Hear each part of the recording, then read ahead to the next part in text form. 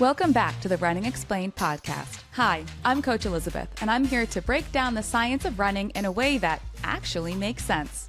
Whether you're training for your very first race, aiming for a new PR, or just trying to be a more balanced runner, this podcast is your go-to spot for all things running. At Running Explained, running is more than just about logging miles. It's about becoming the best version of you. That's why we talk about more than just improving your fitness, but how to support your physical, mental, and emotional health too, so you'll see improvements that go far beyond race times.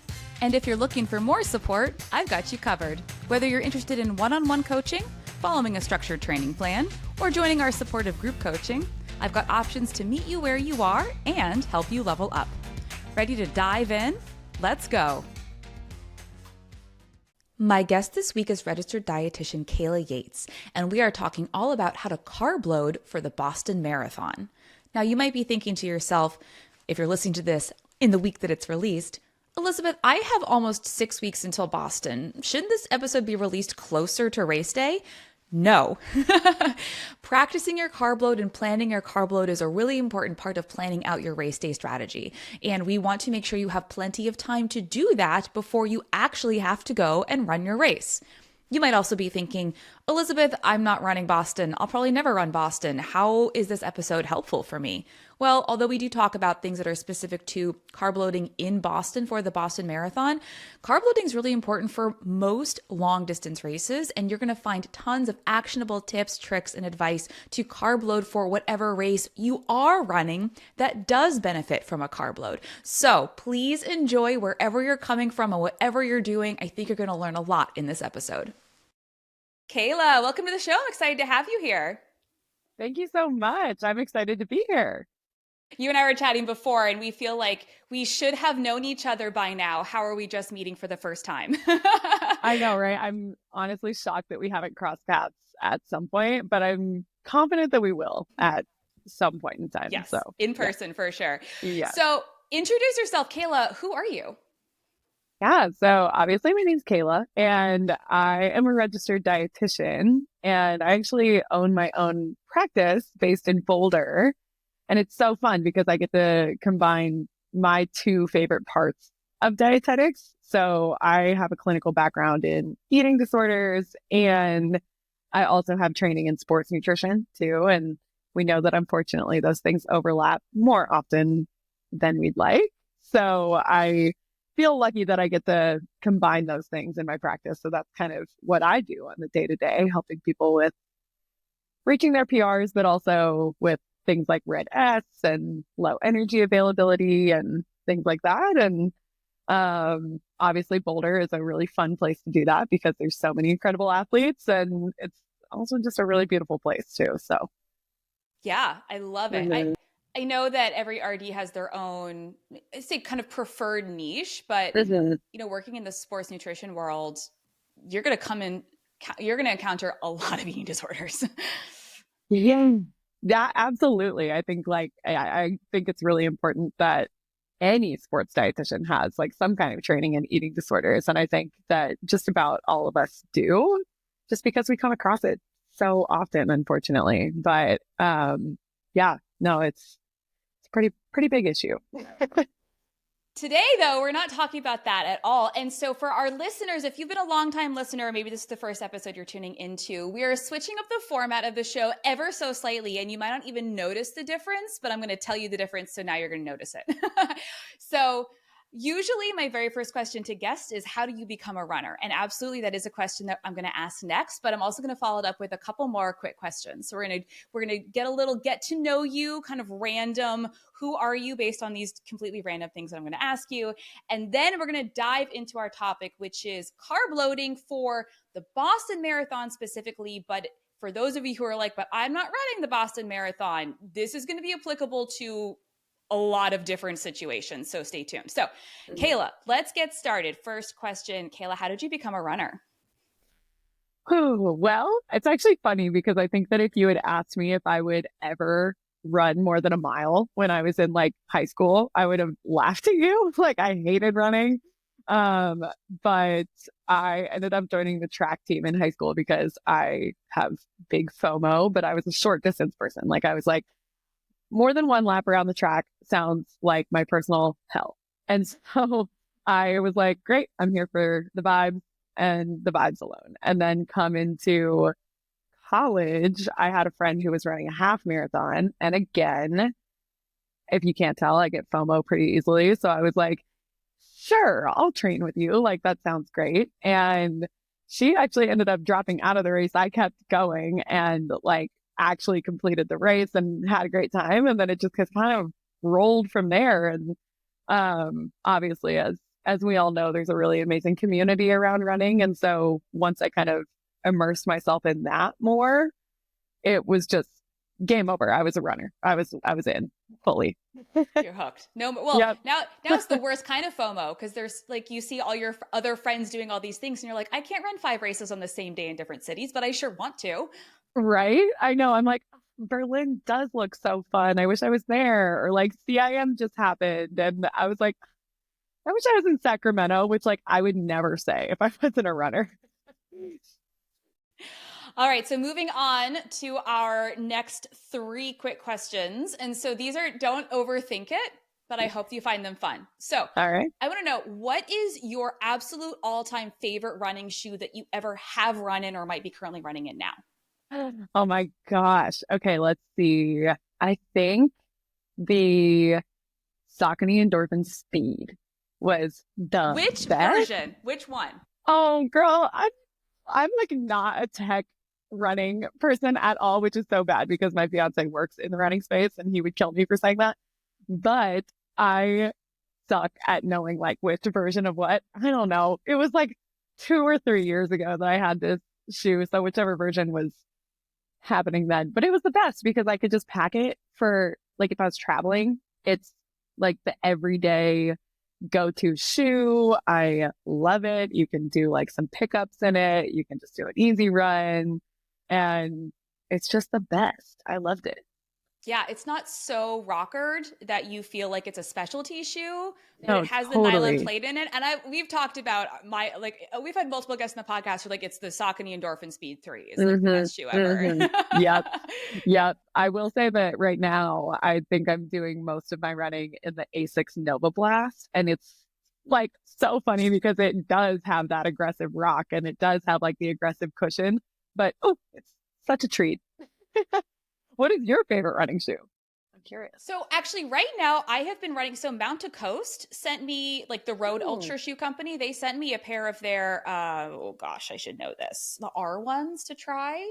And I tried them and I'm usually like, yeah, you know, I'll try your stuff. And if I don't like it, I won't talk about it. I tried them. I was like, I really like these. And so actually I've been wearing those. They're not, you know, they're not like a high performance speed shoe. They are meant for literally road ultras, like go run 150 miles on the road in one go. But they have this really great wide toe bed, which my gigantic, I call it like my feet are like the feet from, remember the movie The Witches when they take their shoes off and they're like the ends of their feet are just these gigantic rectangles. Like that's my foot. I got you. So you're like, we love a wide toe box. Love a wide toe box. That's awesome. I have not tried that. I'm going to have to now. All right. Next question. If you could get an all expenses guaranteed entry trip to any race in the world, what race would you choose? Oh, that's such a good question. I would say at this moment in time, I would say the Copenhagen half because one, I want to go to Copenhagen. Stop, like full stop. I just would love to go. If I run a race there too, that's awesome. I also love a half marathon. It is my favorite distance because while marathons are so fun and a fun way to push yourself, halves are just nice because you're not as beat up after them. So if I could do the Copenhagen half, that would be amazing.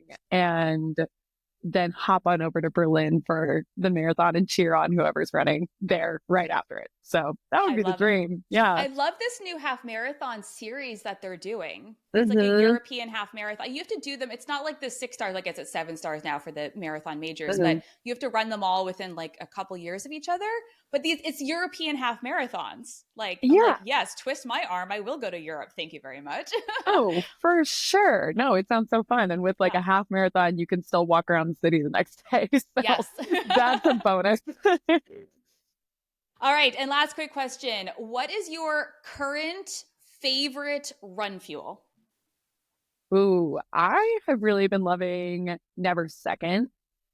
I was like a Morton gal through and through, and I still use it. But the reason that I really like Never Second is because it aligns with the sports dietetics recommendations really well. So they split up their gels and different fuels into like 30 grams of carbs, 60 grams of carbs, and 90 grams of carbs, which is just perfect because it's really easy to do the math on that. Because most of the time I try to personally on long runs aim for anywhere from like 60 to 90 grams per hour. And so it's just easy. Whereas with some other fuels, you kind of have to do a little bit more math and figure out how many gels you need versus how much fluid and things like that. So I just think they have a great system. And for all of those out there who are like, I hate the texture of Morton, which I get. I like it, but I get it. It's polarizing. It's unique. It's Like there's unique. really nothing else like it. No. And I think that's why it's so polarizing. I have clients who are like, yeah, I love Morton. It's like, it's just so easy to like take down. And then I have other people who are like, this feels like I have a slug in my mouth. And I'm like, okay, I get that. I see both sides, but Never Second is nice because it's a little thinner. So it's not as viscous as a goo. It's not as solid as a Morton. It's kind of in between. I love that they make the math easy. I mean, I use a lot of different things, but using like goo, which is great because it's inexpensive, but it's like, okay, this flavor has 21 grams of, and this one flavor has 23 grams. And I do it 2 of these and 2 of those and 3 of these. And how many carbs am I getting per hour? Like, Oh, totally. yeah. And then you add on top of that, like whatever you're drinking and you're like, I don't know. Yeah. Like, You're just guessing. So I hope we're love a nice close. easy system because as we know, when you're on a long run, the last thing you want to do is like do math in your head. So Yes. I was just yeah. talking about this to somebody else. Actually, that brain fog is one of the kind of signs and symptoms of hitting the wall. You're about to hit the wall because your brain is like, I don't have any glycogen Mhm. or glucose. Like, I need it.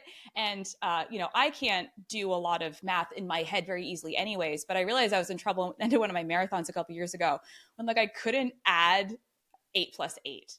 Like I couldn't. Yeah. Because I was running roughly 8 minute pace, or I was going for a Right. BQ, and I was like, all right, I have 2 miles left, and I looked down the elapsed time on my watch, and I was like, okay, I have 2 miles, and they're 8 minutes each. What's 8 plus 8? And I just like couldn't do it. And No, afterwards, an RD totally. was like, that's hitting the wall, right? Like, how many gels did you take? And I was like, I can't even remember. They're like, that's the problem. Yeah. Yeah, no, it's so true. It's like it's hilarious with your like whenever you're like, okay, how much time do I have left? Or like I remember specifically actually running the Boston Marathon and being like, okay, I'm at mile 18, like how many miles do I have left? And I just could not figure it out. I was like, okay, I think it's okay, 6. No. I was like, which funny enough is kind of when I hit the wall. So Yeah. yeah, to your point. Well, we're going to talk about carb loading today. And I don't think we can exactly say that carb loading can prevent you from hitting the wall in a marathon, because you totally can hit the wall if you don't fuel in a marathon, but it sure as heck does help you perform really well. So let's give our listeners a bit of a primer. We're going to talk about carb loading for the Boston Marathon. And why Boston? Why Boston? Actually, let me ask you this. Why are we talking about Boston specifically and not just like carb loading for any marathon? That's a good question. I think that Boston is one, it's iconic. And two, it's a race that so many people have worked so hard to get to, including like myself when I did it. Like hitting that BQ was just the best and being able to do it. I feel like it's just the cherry on top of like whatever you've done in running so far. And so many people go into it just, wanting it to be such a fun race and just have a good time because they worked so hard to get there. And so to your point, like carb loading, coming up with a really good plan is going to make it so much more enjoyable and way higher chances of doing well. So in working so hard to get to a race, like that's the saddest thing I can think of is hitting the wall at mile 8, Yeah. All the Mhm. months, hundreds of miles. If you don't have a Mhm. nutrition strategy, it's like showing up without your shoes. Like, No, literally. And I say that all the time. I'm always like, think about getting to the start line like without your bib or like, yeah, like without your shoes. And it's like, that's what not having a fueling plan is like. And I think, unfortunately, I think nutrition goes overlooked all the time. Well, not So here. not here. Nope, absolutely not. I'm also biased, obviously. But. All right. So let's give everybody a primer about just briefly the rundown. What the heck is carb loading? Why do we do it? What are we aiming for?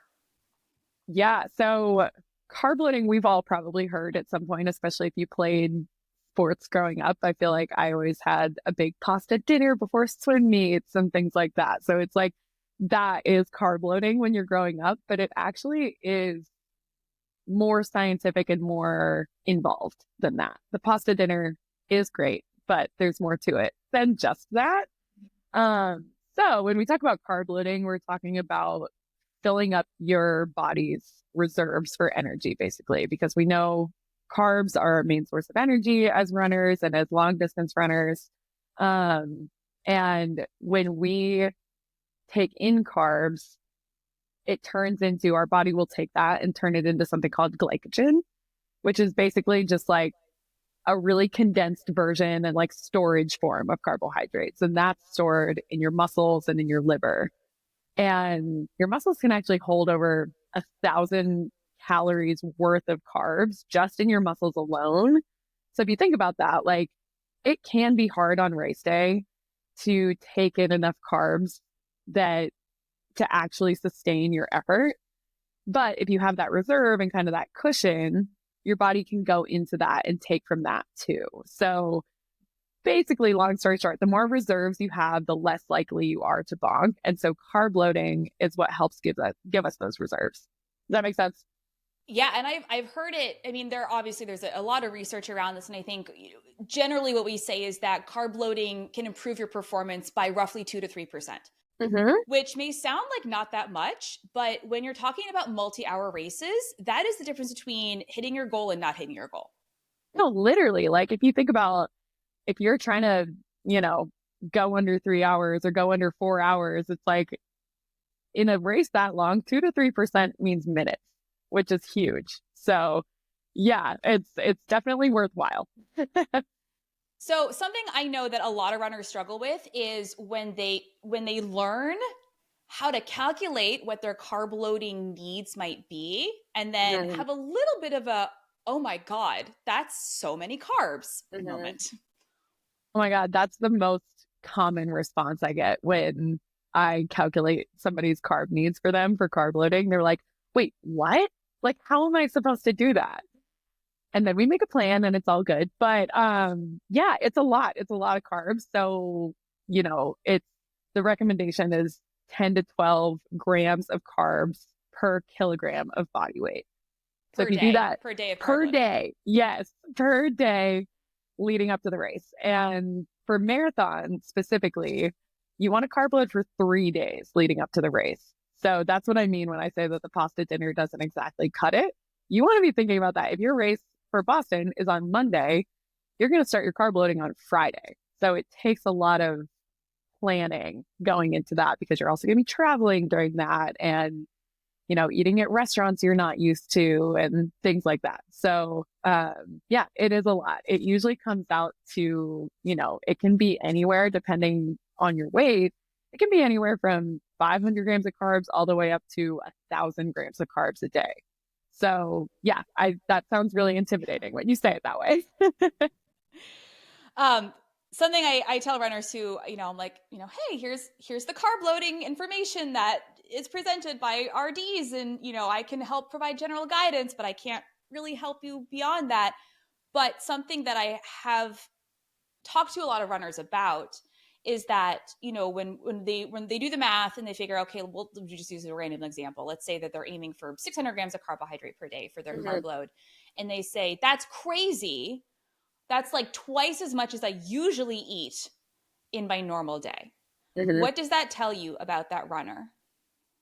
Well, I think if it's double what you're eating in the day, I would say we're probably not getting enough carbohydrates on your day to day in your training either. Which is why, like, yes, the carbohydrate loading 3 days out is really important, but it's also important to make sure that you're getting enough carbohydrates throughout your entire training block so that you're getting the most gains, I guess, out of your long runs and your workouts because you're well fueled for them.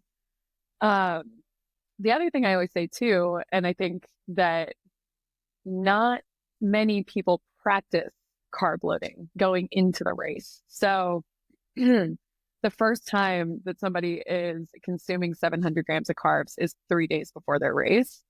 And that can be really uncomfortable. First of all, like it can feel really uncomfortable to eat that many carbs if you haven't been doing that prior. But I also say, like, pick out your most key workout or your biggest long run and practice the carb loading going into that, because then you kind of know A, what it feels like, B, what kinds of carb foods and snacks you like to have, and then you know what to pack with you when you travel. But, just like in the same way that you're practicing for your race wearing the same shoes, or you're going to test out your race shoes, like, yeah, let's test out our carb loading plan too here. So the added wrinkle of travel, that always throws people for a loop. And obviously there are going to be some people listening to this episode who live in the Boston area and you're like, I'm not traveling except from my house. Awesome. Like take this information and use it for a different race and the travel recommendations. But when you are working with an athlete who's traveling to, let's use Boston as the example, where do you start with helping them put their plan together? If they're going to be on a plane and in a car or whatever it is and traveling out, maybe they're in a different time zone and their circadian rhythms are all messed up. How do we plan out that carb loading schedule? Oh my gosh, totally. Well, first, like if we did practice carb loading beforehand, we can kind of say, okay, here are all the snacks and here are all the meals that you had that time. Let's talk about how we can do that when you're traveling. And there's a lot, this comes down to logistics, really. It's like, what time is your flight? How long is your flight? Where are you coming from? Where are you staying in the city? Are you close to a grocery store? Do you have access to a kitchen? Are you staying in a hotel or are you staying in an Airbnb? And all of that kind of dictates what you can have on hand. But I would say that the place that we usually start is thinking about like those logistics and then thinking about what is going to actually sound good to you while you're traveling too. But the biggest key in carb loading is snacks. There's absolutely no way that you're going to get to 700, 800, 1,000 grams of carbs a day just in 3 meals. So you're going to feel like you're constantly snacking because you are. So we talk about, all right, what can we have on hand for snacks? Like what can you put in your bag as you're walking around the city? Because the other thing I think with these big race weekends is that there's so much going on. There's so many pop-ups. There's so many events you want to go to. You want to go to like 17 different shakeouts while you're there. And it just turns into all of a sudden you're like, oh my gosh, it's 4:30 and I like haven't eaten lunch, or oh my gosh, it's 4:30 and I've been on my feet all day. But it's really easy to lose track of time during those things. So it's having the snacks with you, and it can even be like setting alarms on your phone. Like I'll tell some of my clients, like set the alarms on your phone so that even if you're walking around the city, there's a reminder there that, hey, it's time to eat like a granola bar, or it's time to drink a Gatorade or something like that. So let's talk about those snacks. Let me ask you this. What do you like to snack on while you're carb loading? Yeah, I think my favorite things are Pop-Tarts. Yes. I love a Pop-Tart. Okay, what is your favorite flavor of Pop-Tart? And brown sugar cinnamon. Okay. Yeah. Yeah, duh. Like that's like, and I've been eating wrong. through, like I've been reviewing all the as many other Pop-Tart flavors as I can find, and I still haven't found one that is as good as brown sugar cinnamon. No, it's elite. You just can't beat it. I've tried so many different kinds. Like I always want to like the strawberry one, not as good. So anyway, I totally agree with you. Brown sugar cinnamon is the best, hands down. I'll bring a box of those with me or pick them up when I get there. Bobo bars. Have you had those before? I have, but it's been a while. Yeah, I think, well, I might be a little biased here because I think they're local to Boulder. Wait, is that do they come in like little muffins too? Yeah, they have little Yes, then muffins. yes, Yes. you can get them at Whole Yep. Foods. Yes, exactly. You can get them at Whole Foods for sure. I love those because I don't know how they pack so many carbs into those tiny little bars, but they do. There's like 60 grams of carbs in those things. And it's like, I don't know, maybe 4 bites. How? I don't know. But love those. Those are really easy to take on the go. As you said, you can get them at Whole Foods. Dried fruit is a good one too, because it's, again, like it's packable. You could take it on the plane, anything from raisins, dried cherries, dried mango, anything like that. You're basically taking a fruit and all the carbs that are in there and shrinking it down. So you're getting a whole bunch of carbs out of that. Dried fruit. I think anybody who's mindlessly snacked on an entire bag of dried fruit and suffered the consequences afterwards is probably like, wait, I'm not touching dried fruit before my carb load. That is fair. Just That is me. Just fair. me. No, definitely not just you. I've done the same thing. And I'm like, whoa, first of all, how did I put down that whole bag of mangoes? That was Right? like 7 mangoes in a bag. But also, yeah, it is a lot of fiber. So we can sprinkle that in strategically, but it's a nice thing to have on hand, I would say. What about you? Like, what are some of your favorite carb loading? I mean, Pop Tarts. They're easy. Yes. It's so the big races that I have run have tended to be in the fall, like with the exception of Boston as being, I think, the only marathon I've run in the spring. All my other marathons have been fall marathons. Mm-hmm. So with the fall marathons, you get Halloween candy and apple Mm, cider and all those seasonal things. But the biggest thing for me with carb loading is having enough options so that even if the thing that I originally planned for, if that doesn't sound good, then I have another option. Because yeah. like the biggest thing that I found with carb loading is you do get sick of eating and you get sick of eating carbs specifically. So variety is the spice of your carb loading. No, it's actually so true. That's a really good point because if you're eating the same exact things over 3 days and they're all sweet or they're all carbs, like it gets tough. And so I think, yeah, like having the variety is huge. Finding those like sweet and savory things. I guess all the things that I just said are sweet. So on top of that, But like what save pretzels. pretzels? And I'm like, what are Yeah, our other savory? Okay, I I guess know. pasta, Yes. ramen. Ramen is a really good one actually because you're also getting sodium in that. Yeah. So electrolytes are in there too. So we love that. I would say in terms of snacks as well, even like half a bagel or like a full bagel is great. Like pick one up on the go and have it with you. What about liquid carbs? Yes. Okay. Liquid carbs are like my favorite thing of all time because you're killing 3 birds with 1 stone, really. You're hydrating, you're getting electrolytes in, and you're getting carbs in. So the most efficient thing you can do while you're carb loading. And it's not going to fill you up as much. It's not going to be this, fatigue from eating because you can just drink. So I always say too that just in the same way that we carb load for a race, you can also electrolyte load. So that means that you're going to retain some fluid before your race. And that way it's there to use. Um, which also, I'm just going to quick aside here. Yeah. I feel like you're going to say the same Yeah. thing. What were you going to say? I was going to say yes. And I personally struggle with that part of carb loading because it is really uncomfortable, like physically, especially if you've ever, had issues with your body and the shape or the Mhm. size and all that a lot of people do. And I definitely have to be in this place where you're intentionally like you're gaining water weight. Yes, of course, because glycogen stores with water in your muscle cells. And like, and so I feel awful. Like I feel, Mhm. even if gastrointestinally I'm fine, I just feel like I'm wandering around this like kind of half deflated, puffed up balloon. It's awful. No, it really is. And yep, I was about to say the exact same thing because yeah, when you're storing glycogen, it stores with water molecules too. So yes, you are going to maybe feel a little bit bloated, a little like puffy, and that's so normal. And the biggest thing that you can remember in that is that it's temporary and it's actually going to help you on the day. It's not going to inhibit the way that you feel while you're actually running. It's just those days leading up. Yeah, they're going to be a little bit uncomfortable. I actually remember when I ran Boston, I think it was 3 years ago now, I think I brought like buns or like spandex shorts or something to wear. And I was like, all right, this is my race outfit. This is going to be great. And of course, I packed like other running clothes too. And I switched it up on the day of to wear like these loose, flowy, baggy shorts because I was like, if you think that I'm going to put on these buns or put on any form of spandex, you are mistaken. There's absolutely no way.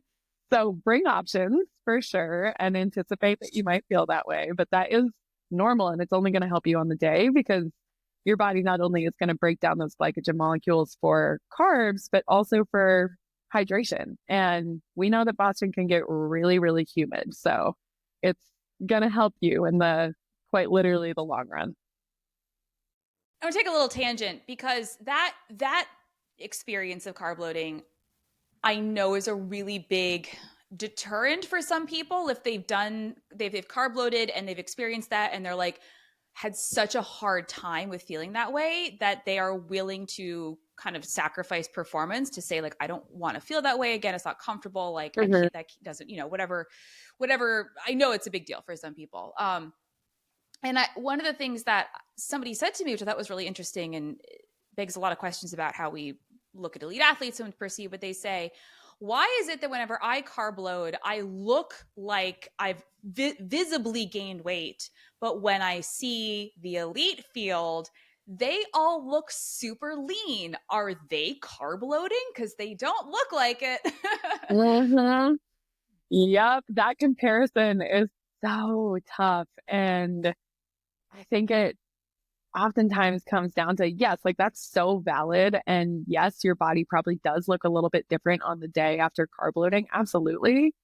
And you are your own biggest critic as well, right? I can almost guarantee you that the elite field standing on the start line is feeling the same way that you are, feeling bloated and feeling puffy. And, you don't think that looking at them, but I guarantee they're feeling that as well. And you are your own biggest critic. You are going to pick up on those little changes. But like I said, I mean, the biggest thing is just remembering that it's temporary. And just because you feel that way doesn't take away all of your strength and all of the muscle you've built throughout your training block and like all of the gains that you have. Just because you feel that way doesn't mean that those things are gone. It just means that you have a little bit more water in your body.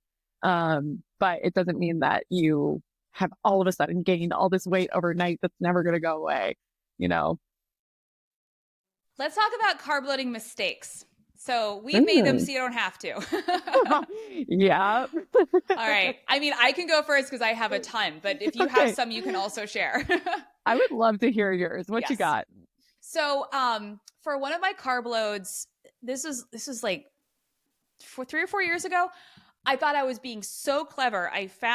We're talking about ramen. So Momofuku, they have noodles, which are amazing. And so I bought like a 12-pack of their instant, noodles, dried noodles. And they come in a sauce, not a broth. But one package was like a crazy amount of carbs. It was like 80 or 90. It was like almost triple digits in carbs in this one package of noodles. And I was like, amazing. I'll eat 2. That will get me that will give leaps and bounds toward my daily carb goal in this bowl of noodles. And I love these noodles and I was so excited about it. But I didn't realize that the noodles, aside from being super carb heavy, also had a really decent amount of protein for noodles. It was like 10 or 12 grams per serving. And it had like 8 or 9 grams of fiber per serving. I made it through halfway through my gigantic bowl of noodles. And I was like, I feel like I'm going to throw up. I am so full. And then of course I was like, no, I have to eat them all. So I ate the rest of them like slowly and like angrily over the next half an hour. And I was miserable. Thank God it wasn't the day before my race. It was like the day, 2 days out. But I was like, I didn't eat those noodles again for like 6 months, even regularly. So those never again. The noodles are great. Just don't use them for carb loading. And another, I don't know that it was a mistake, but I did not like it, was and you and I were chatting about this, Martin's drink mix. Actually, when I ran Boston last year, 2023, I was using because I was like, I don't want to eat a lot of, filling food coming off of still traumatized from my noodle debacle. And I was like, I'm going to, liquid carbs. I'm traveling, I was staying at my cousin's condo. And so I was, guest in somebody else's home. I didn't want to make a big mess. And I was like, I'll go to Whole Foods. And I brought a bunch of Martin drink mix. And it was like, bagels, pretzels, drink mix. And it just left me feeling really, just kind of weirdly bloated, which is strange because Martin doesn't do that to me, but maybe I just drank Yeah. too much of it and it was maybe too novel for my system. But yeah, I think I overdid it on the drink mix. Have you had the drink mix since? No. You like got the ick off of it? Well, it also didn't help. Like later that year, I took what I think was an expired Martin gel before a half marathon and like felt sick the whole time. So yeah. So okay. Maybe it's just me. No, I learned the hard way that gels expire. I did the exact same thing. I had like not been using them for a while. We had so much in our cabinet and I was like, okay, I'm just going to finish these up. And I just totally didn't realize that they were expired. This isn't related to carb loading. This was just regular training, but I took like 4 of them down and I was like, oh, I feel really unwell. So PSA to everyone out there. I don't know how you feel. Like I'm pretty fast and loose with expiration dates. Like, if it's in the fridge and it smells fine, or if it's unopened, it's a little past its best by. Like, yeah, I'm going to eat it. I didn't, and I thought the same thing with gels. I knew it was expired, and I was like, well, it's not that bad. I'm sure it'll be fine. It was not fine. No, not fine. Yeah. So don't make the same mistakes that we did. Check you got any more dates. carb loading mistakes? Or were those your main ones? Not carb loading was a couple mistakes that I made way back when. That's fair. Yeah. What else? I mean, I think the biggest thing that I've struggled with is, well, I'll be very candid about this. The first race that I really did a traditional carb load for was Chicago 2022. And it was the first marathon that I'd run in a year or two. And I am in recovery from bulimia. So I've definitely, like binging and that's been a huge, factor in my relationship with food, especially sweet foods and carb foods. And so, I'm in recovery, but when I did that carb load, my brain was like, oh, we can eat everything. Yeah. I did not enjoy that carb load very much. No, I can imagine. And I know you kind of alluded to this earlier, but carb loading can be incredibly challenging for anybody with a past history of disordered eating or an eating disorder of any kind, because it kind of in some ways totally goes against like everything that society tells us about food and quote unquote healthy eating, because I'm telling you to eat sugar and white breads and low fiber things so it doesn't upset your stomach, and like replacing all your fruits and vegetables with carbs and things like that. And that totally goes against like what we think of. And this is where I always say athletes have a whole different set of quote unquote rules for eating, because we're so much more active than the general population. We have different needs, but absolutely like those body image concerns and just some of those old thoughts can completely resurface while you're carb loading, which I think is also why it's so important to kind of practice that within your training block too, because you don't want those thoughts coming up like right before you step on the start line of this race that you've trained so hard for. And I think having somebody in your corner to help you kind of work through that is huge too, whether that's a therapist, a dietitian, I don't know, a friend who's maybe been through it, anything, like just be able to talk about it. Yeah. So if anybody is out there who has experienced anything like that, you're not alone. No, absolutely not. No. Yeah. So when we're planning our carb load, you said snacks are kind of the secret that unlocks the whole thing, if we're going to put it that way. Are we still doing meals? Like, are we doing breakfast, lunch, dinner, and then snacks? Or are we kind of grazing throughout the day? Does it depend on the person? How do you approach this? Yeah, no, we are absolutely still doing meals, because even though we're talking about carb loading and carbs, we still need protein and fat in there too. To one, like make sure you're kind of staying full and that your meals are actually satisfying. If you were to only have carbs day in and day out for 3 days, like one, I can't imagine you would feel great because there's nothing else in your body there. Like we have to have the protein and the fat too. But I did also just say like one of the things that I always say about meals is honestly, you're not going to eat a whole lot of fruits and veggies in these 3 days. I'm just going to tell you right now, it's really hard to meet your protein and your fat and carb needs and also eat fruits and vegetables. It's just too much volume.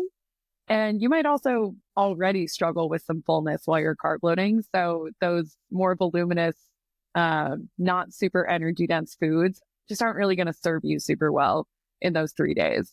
So that's one thing. The other kind of rule of thumb to use during meals is you want at least half of your plate to be carbohydrates. So this is a really kind of nice rule of thumb to use if you're eating out, like if you're eating at a restaurant, which you probably are if you're not, if you're staying in a hotel or something like that, just make sure that you're ordering something that most of the plate is carbohydrates, but we still want to have like the protein and the fat in there too, for sure. So that was my next question, is that obviously eating at restaurants in the days immediately preceding your big race, everybody I think has preferences. They say, oh, I do Italian, or I do this, I do that. You have some recommendations specifically for Boston, but when you are working with athletes in this situation, what do you tell them to focus on aside from just how they should divvy up their plate? Yeah, absolutely. I think, well, one, you got to go with what sounds good. Like whatever sounds good to you, that's number one. You got to enjoy what you're eating always, including during your carb load. But the other things to kind of watch out for, especially the day before the race, is we don't want to have anything that's super high in fiber or super high in fat, especially if you're somebody who has a sensitive stomach. Those are the biggest sort of aggravators of the GI tract, is the fat and the fiber. So stick to those like white grains. Like again, you're not really having fruits and veggies because those are high in fiber.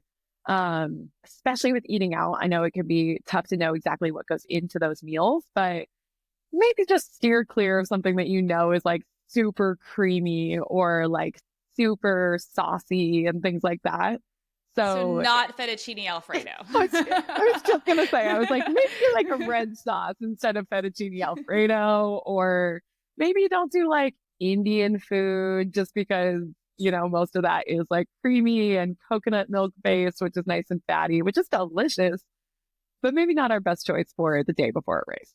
So those are the other two kind of things that I always say to just watch out for, like especially the day before. But yeah, I think that's kind of the main thing other than how to divvy up your plate.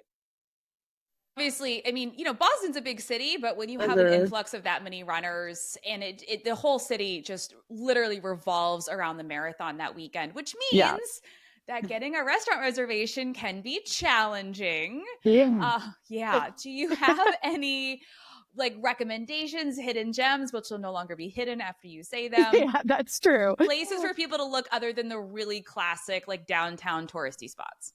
Yes. Oh my gosh. Okay. So first and foremost, everyone's going to be in the North End or at Italy. The North End is where all of the Italian spots are. It's like a historic part of the city, which is very fun. You should go at some point. I think the day before the race, it's going to be absolutely mobbed. Every Italian place is going to be like long wait list. So if that's something that's important to you and you want to go, honestly, make your reservations now.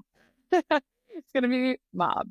But some of my favorites, honestly, are more so the more like casual grab and go places. I think are great just because it's something that you can take with you back to your hotel room, or wherever you're staying. So things like Dig Inn is right on Boylston Street, and it's one of those places you can build your own bowl, and make sure you're like getting the amount of carbs that you want in there. So they'll do like sweet potatoes and white rice and things like that. So I like those types of places because it's so easy to sort of like build in your own bowl and make sure you're getting the amount of carbs that you want. So dig in, Kava, Chipotle, anything like that. Like I know that those are not like, Boston specific by any means, but they're easy and they are easy to like get your carbs in there.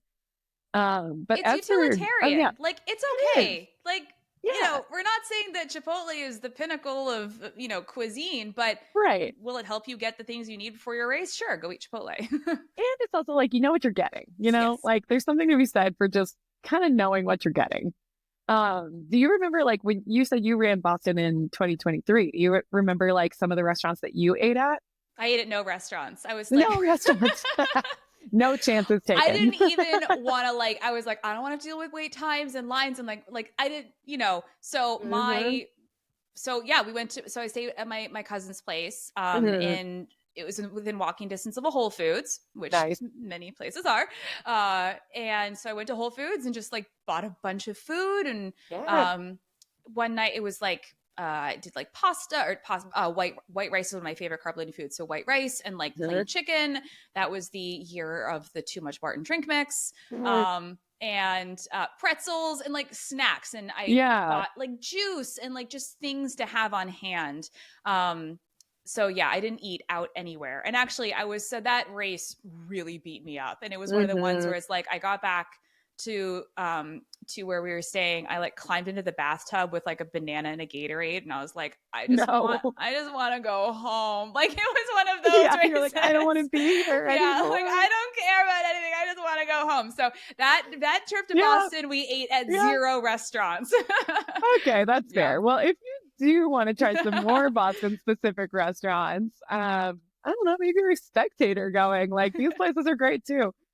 There's a food hall in Fenway called Time Out. I think Time Out is in multiple different cities, but it's a really fun spot to go, especially if you're there with teammates or just friends who are also running because everyone can kind of get what they want.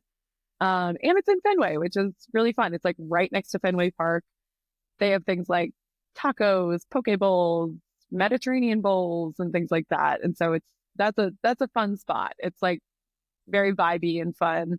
Um, and then honestly, some of my favorite breakfast spots as well, if you go for a shakeout and they're looking for a good pastry or a good bagel, I would say Tate is amazing. Have you been to a Tate? I feel like there's like now No. like there's so many of them in Boston now, but next time you're there, you got to go because they are awesome. They have amazing pastries. They have like shakshuka that they serve with amazing bread and things like that. And you're almost always in a stone's throw of a Tate in Boston.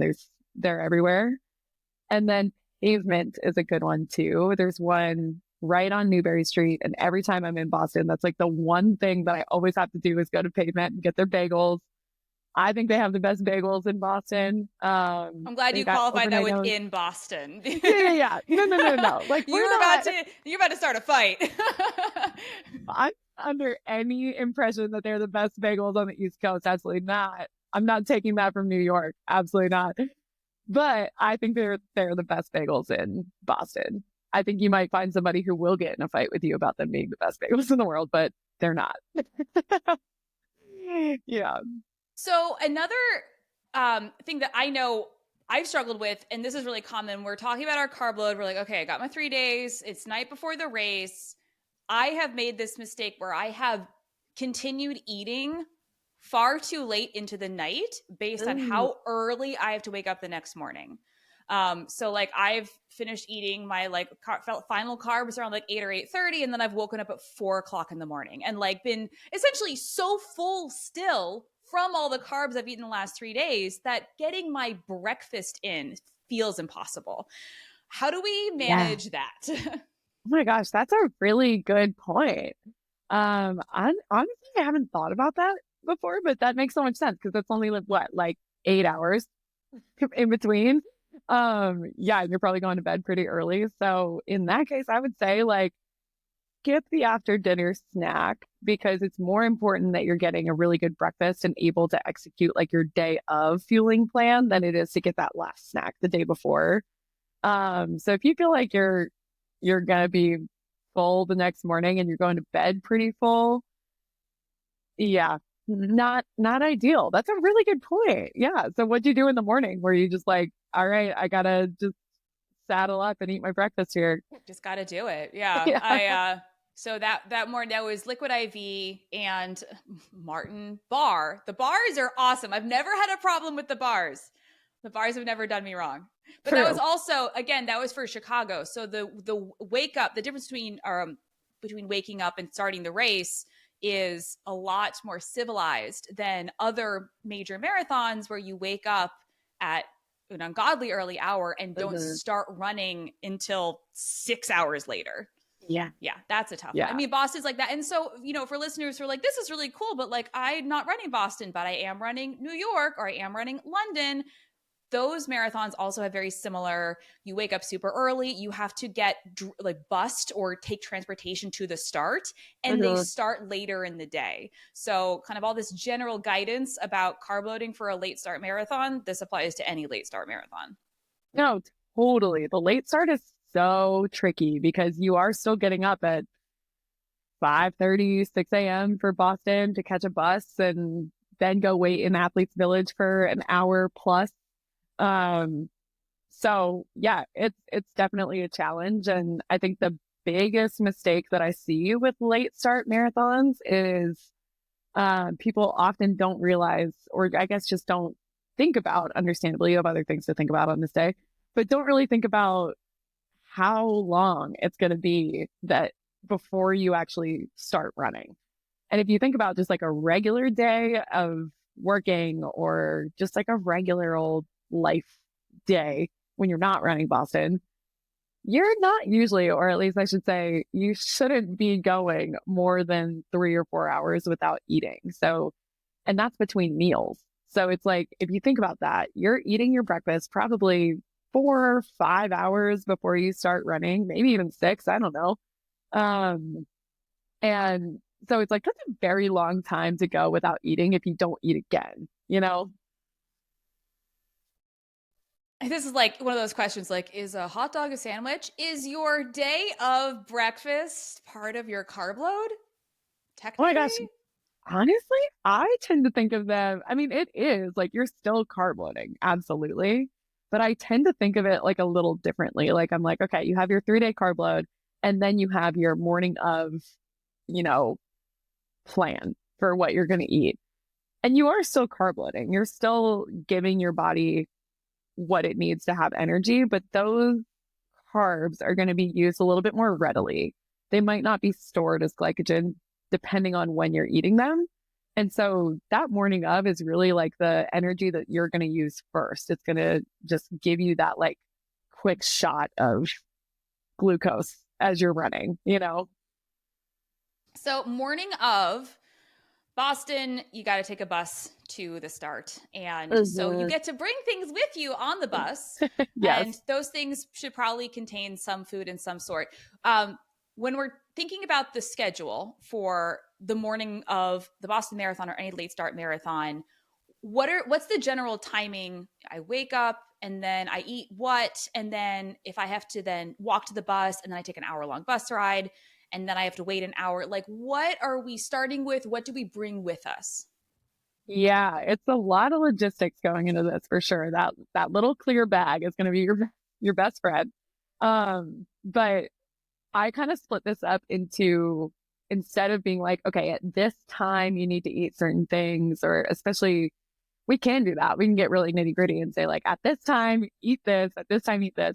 But for so many people, there's so many waves at Boston, and so it can be helpful to just kind of think about eating in in different locations, like breaking it up by location. So I think about before you leave wherever you're staying, while you're on the bus, in Athletes Village, and then in the corral. Those are kind of the four big like locations that I want you eating at.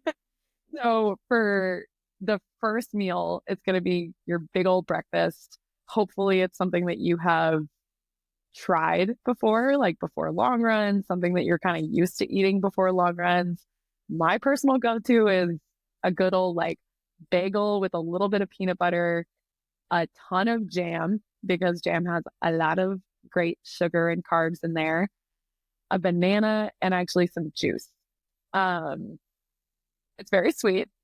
I have a big sweet tooth, so I don't have any problem with that, but you're getting close to like 200 grams of carbs in that, which may sound like a lot for a breakfast, but it's what you need. Mhm. What's your go-to breakfast before a race? I'm curious. Oatmeal Mm, with maple syrup. nice. Yeah. Yep. Yep. Yeah, just drench it in maple syrup. Um, Yeah.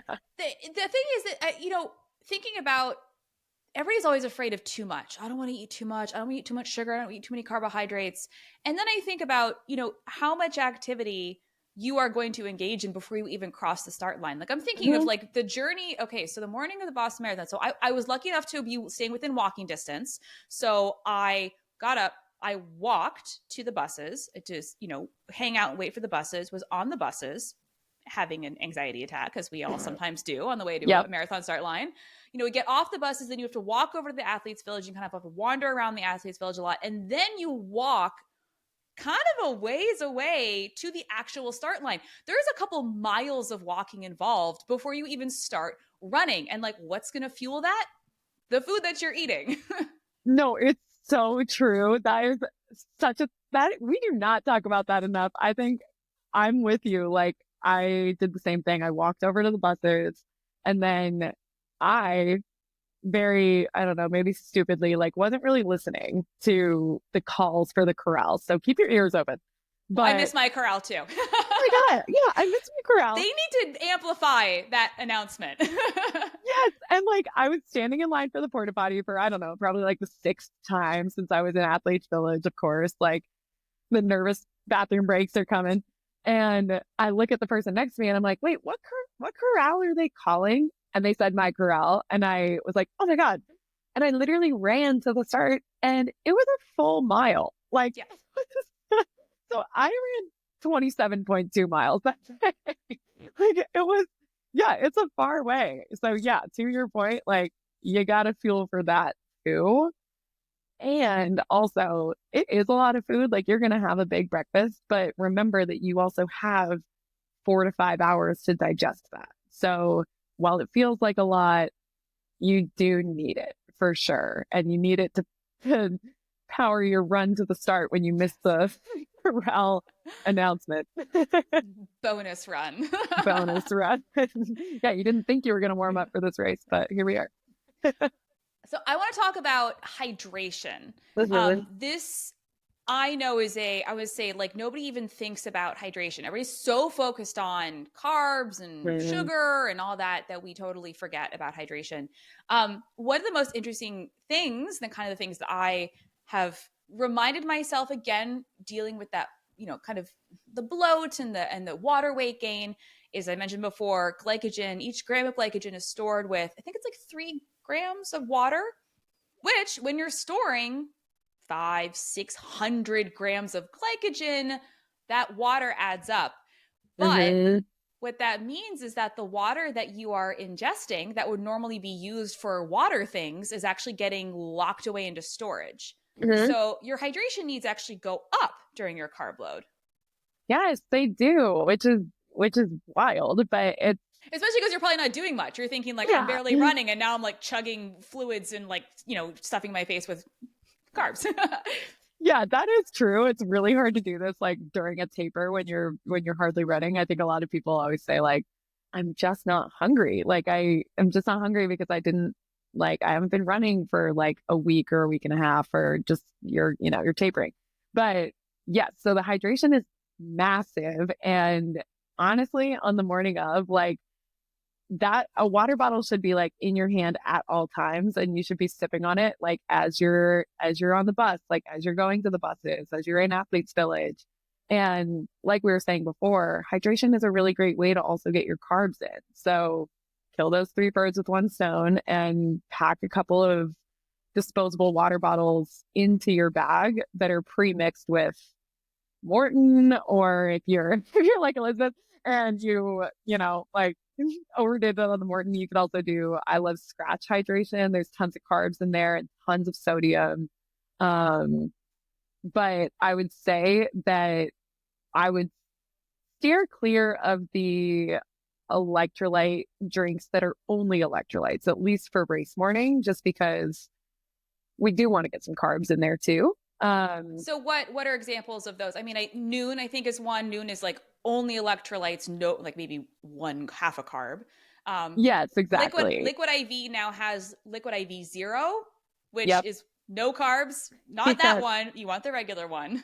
Yes, not that one. Element has tons of sodium in it, which is great, but there's no carbs in there. And Scratch also has a product that is only sodium as well. So if you are getting Scratch hydration, make sure you're getting the one that also has carbohydrates in it. Um, but yeah, like the hydration is key, especially like we were just talking about how humid Boston can be. Was it humid the year that you ran it?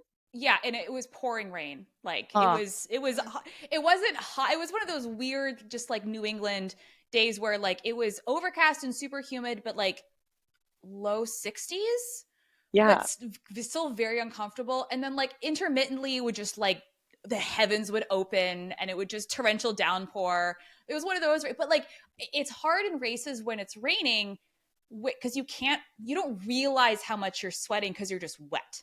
And right. not to say that like we should drink based on how much we think we're sweating. That's not like a viable way to plan your hydration strategy, but it made it that much harder to realize, oh crap, I think I'm dehydrated.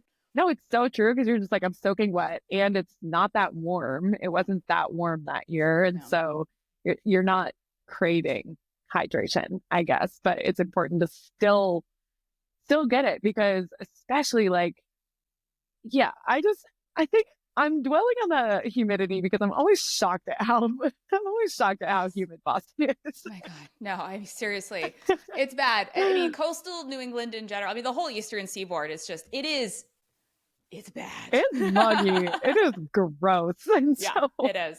yeah, like, so I bring that up because you can actually, like, people are shocked at how much fluid you can lose per hour of running. It can be up to, like, on a really humid day, it can be up to 2.5 liters. So, like, a Nalgene, 2.5 Nalgenes worth of sweat is leaving your body. So that's insane. An hour. And That's an hour. yet, Yeah, yeah, sweat rates are nuts. so if you're out there for 4 or 5 hours, you're losing 10 liters of fluid. So we In do have that to replace situation, I'd say we'd probably end up in a med tent, especially if we're not replacing our maximum fluids. But yeah, yeah, for yeah. sure. For sure. No. And so it is like, we don't have to replace that 1-to-1, but it is something to think about. And we've talked so much about how glycogen holds on to water too. And like you're feeling kind of like bloated and puffy going into this, but you really do need that much fluid. So it's, tell yourself that too when you're when you're feeling not so great in your body going into this. But You yeah. mentioned sodium loading before. The, Is that something that is done like as part of the carb load? Is this something that you do just like the night before? When would that be appropriate? yeah, that's a good question. I have my clients do it in the same time period as carb loading. So those 3 days leading up, we want to up our sodium intake a little bit too. And that can be through, ramen or like an everything bagel that's super salty. Like the salt in your food is gonna help too. But we want to aim for anywhere from like 800 milligrams to 1,000 milligrams of sodium from like food and electrolyte drinks and things like that.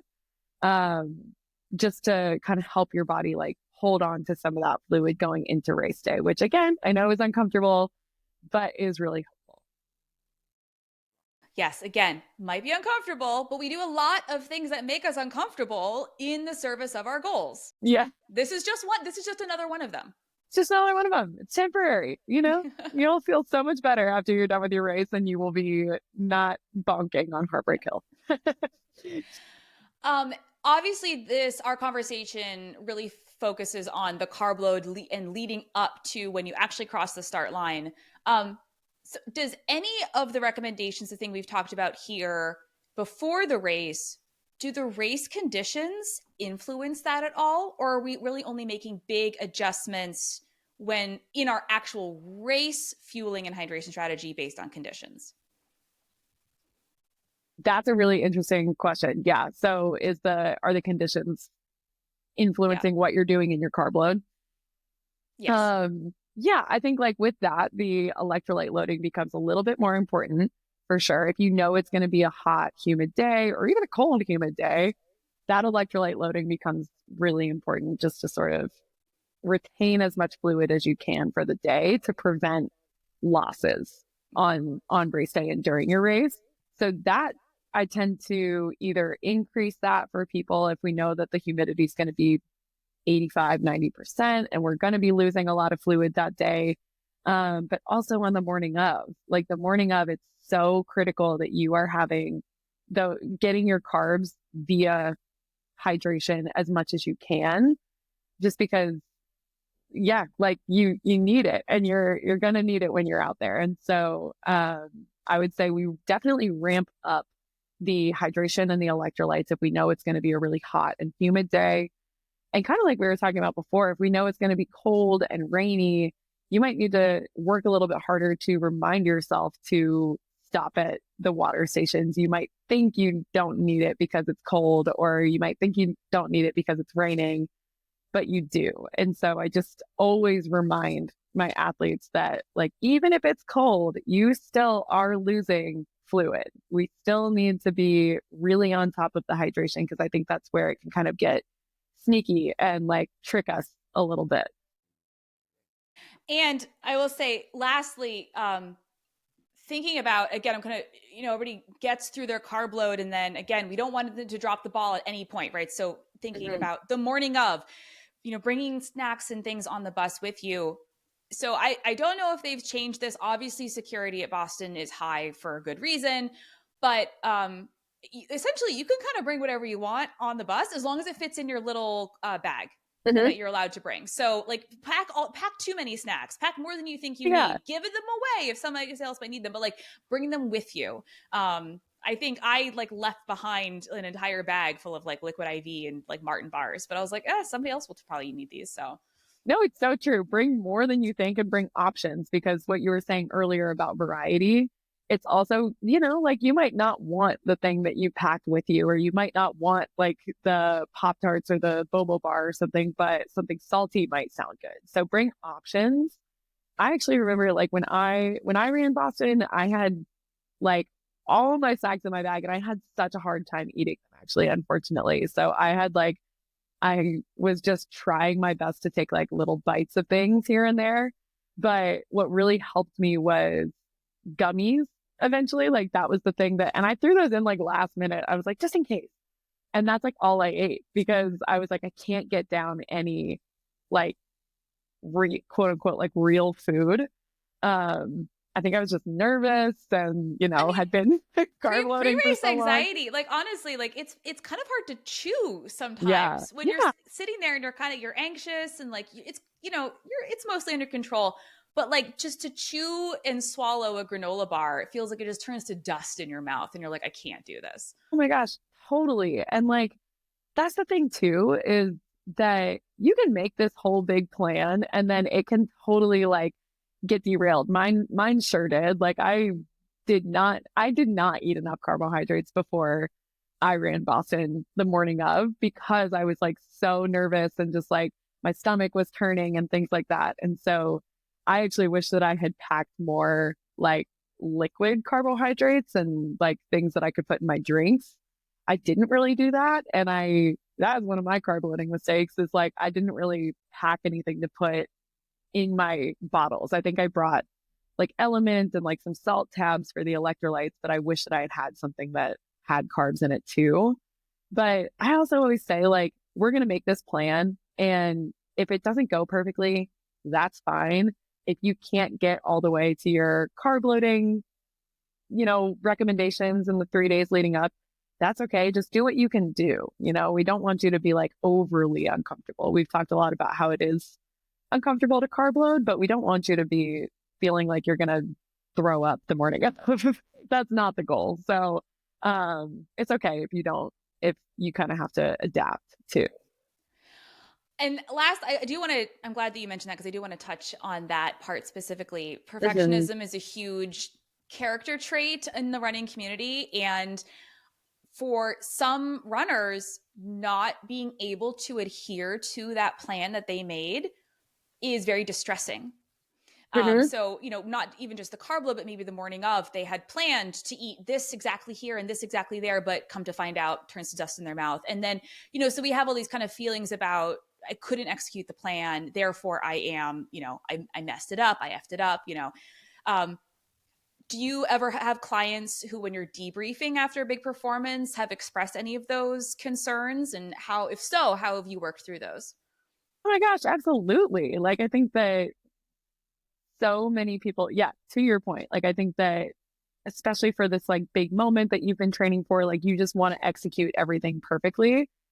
And that's like the beautiful and also heartbreaking thing about a marathon is like so many things don't go to plan, unfortunately, including like whatever your pace is and the weather. There's so many things you just can't solve for. And so it's kind of being prepared for the unexpected.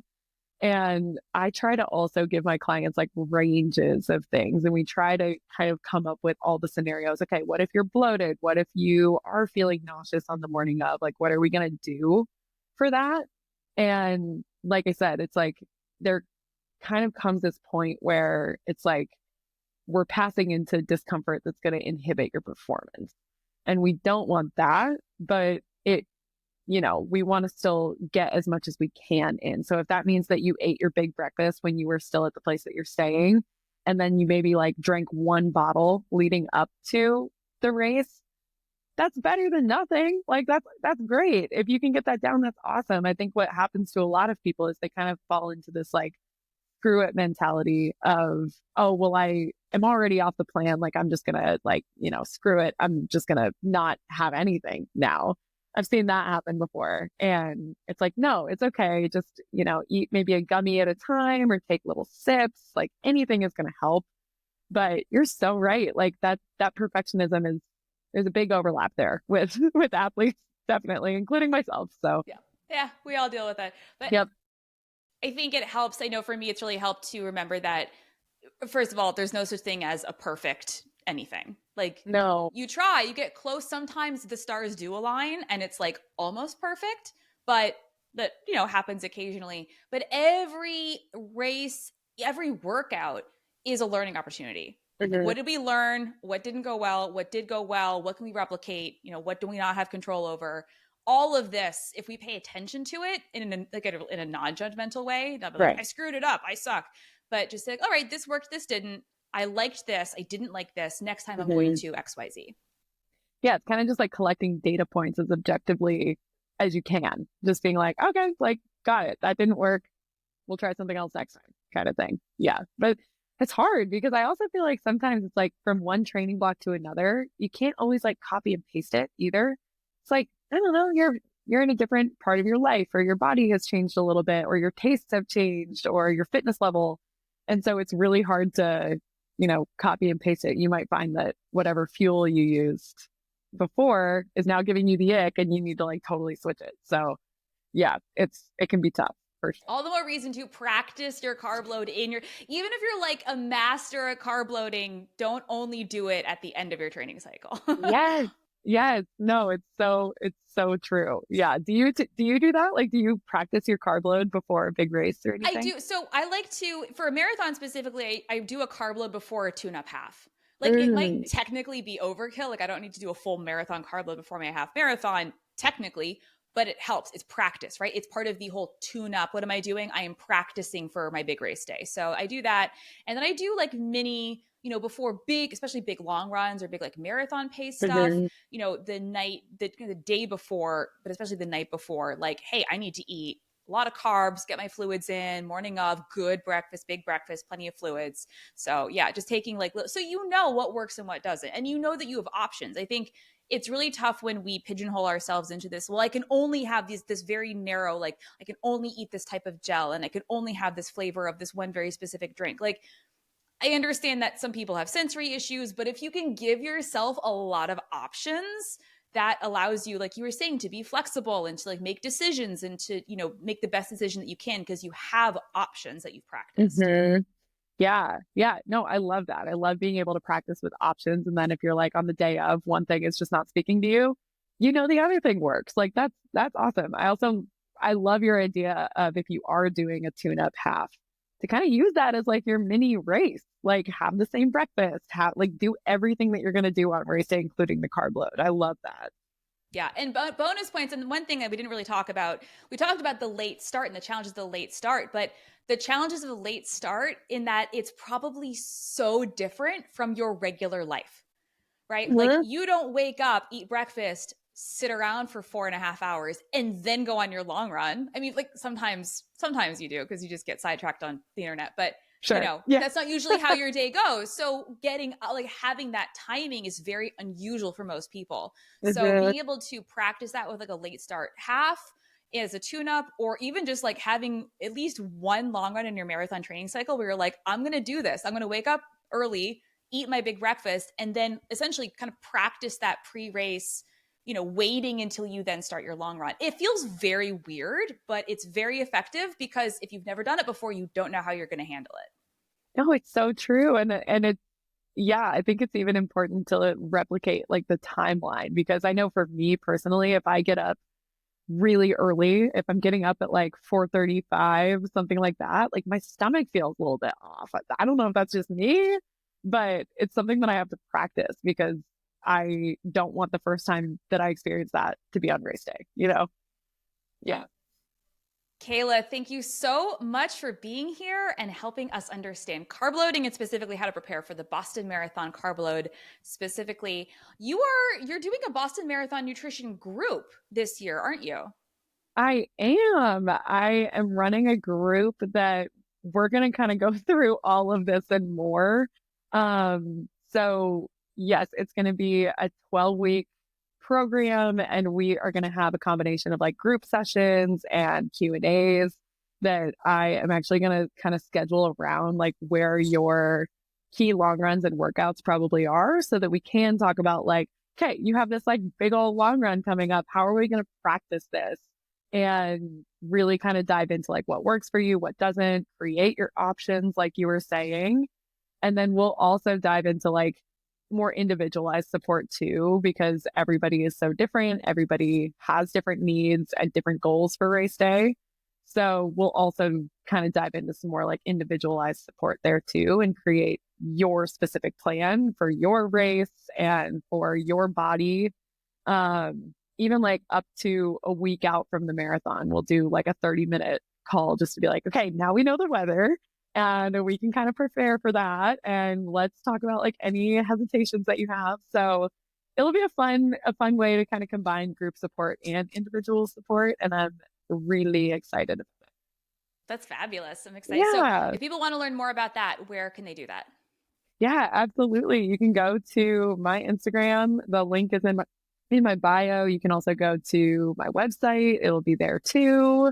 Um, yeah, I'm sure I'll be posting about it on my Instagram as well as we get closer. So it'll start at the end of January. Awesome. I'm going to Yeah, link Caila's Instagram and website in the show notes. So if you are interested in joining her Boston Marathon program or want to learn more about her services, you can do that. Caila, thank you so much for being here today. I know you will be a repeat guest. I'm calling it right now. oh, But I really appreciate your time. And yeah, thank you for sharing your expertise with the world. of course. It's so fun to chat with you about this. So thank you so much for having me.